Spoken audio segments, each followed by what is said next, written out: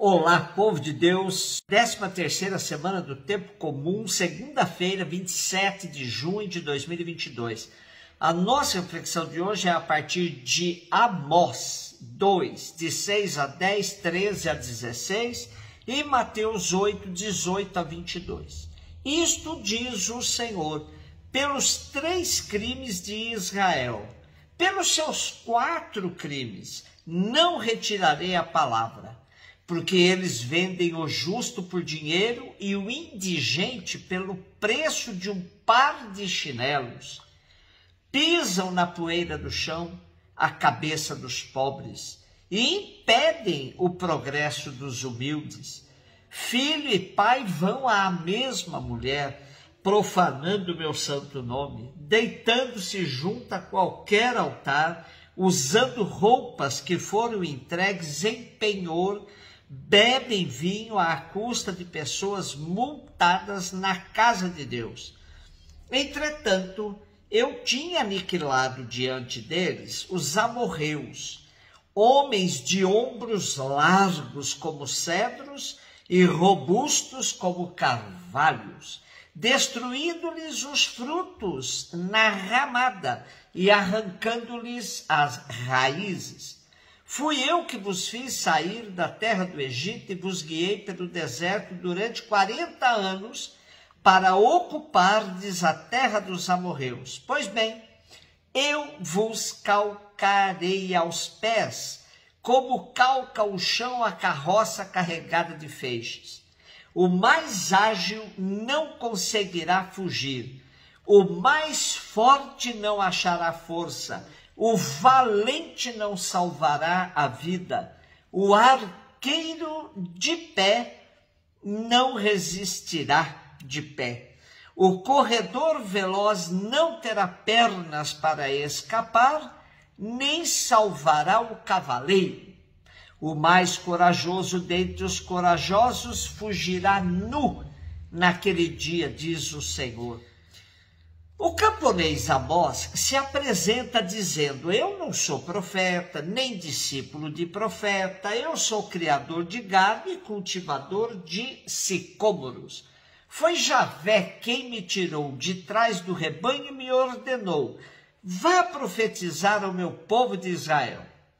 Era tempo do reinado de Jeroboão II, nos anos 760 a.C.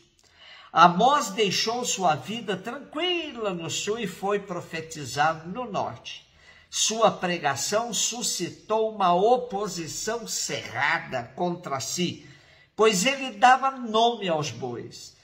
Tinha língua afiada contra os ricos que acumulavam cada vez mais para viverem em mansões e palácios, criando um regime de opressão, contra as mulheres ricas que, para viverem no luxo, estimulavam seus maridos a explorar os fracos, contra os que roubavam e exploravam e depois iam ao santuário rezar, pagar dízimo, dar esmolas para aplacar a própria consciência, contra os juízes que julgavam de acordo com o dinheiro que recebiam dos subornos, contra os comerciantes, ladrões e atravessadores sem escrúpulo que deixavam os pobres sem possibilidade de comprar e vender as mercadorias por preço justo.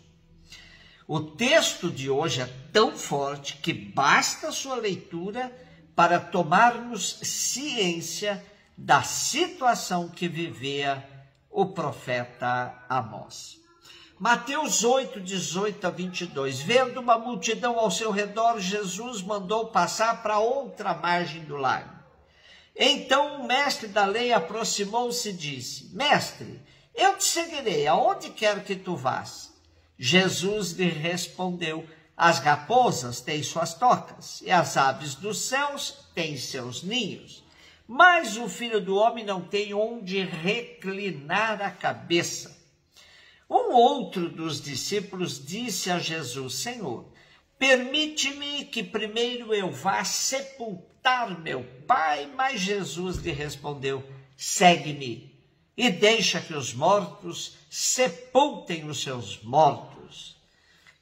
Terminado o grande discurso de Jesus, dos capítulos 5 a 7, começamos a parte narrativa. E nos impressiona quando o Evangelho diz que Jesus, vendo a multidão, tenha mandado passar para outra margem do lago. Porém, antes disso, um doutor da lei chega bem perto de Jesus e mostra sua disposição de se tornar discípulo dele. Mestre, eu te seguirei aonde quer que tu vás. A resposta de Jesus é como uma ducha de água fria no entusiasmo do mestre da lei. Jesus lhe deixa claro que para segui-lo é preciso estar disposto a viver na insegurança. Jesus se apresenta como alguém que não tem casa nem família, é um sem raiz, sem referência e sem refúgio. É uma decisão radical. Tornou-se lugar comum recebermos a classificação de radical quando apresentamos o projeto de Jesus de construção de um mundo de justiça e fraternidade. Mas para sermos seguidores de Jesus é assim mesmo. Ou estamos com ele ou contra ele. Não há meio termo. O outro exemplo de nosso texto de hoje é tão radical quanto este do doutor da lei. Imagine alguém pedindo a Jesus um tempo para ir sepultar o pai e Jesus lhe dizer: deixe os mortos que enterrem seus mortos. É tudo ou nada. Como se fala hoje, é pegar ou largar. Neste contexto diz Jesus: siga-me. A contraposição entre Jesus e os mortos indica uma ruptura que aquele que vive veio inserir na experiência humana. Aquele que é a vida aponta o caminho. Não ter onde reclinar a cabeça para dormir e para morrer é condição para que a vida seja restituída à sua verdade. Infelizmente, o cristianismo ao longo da história perdeu sua radicalidade. Hoje as expressões de igrejas e movimentos que se dizem cristãos estão muito longe do projeto de Jesus. É o drama que acontece com os carismas, quando se institucionalizam.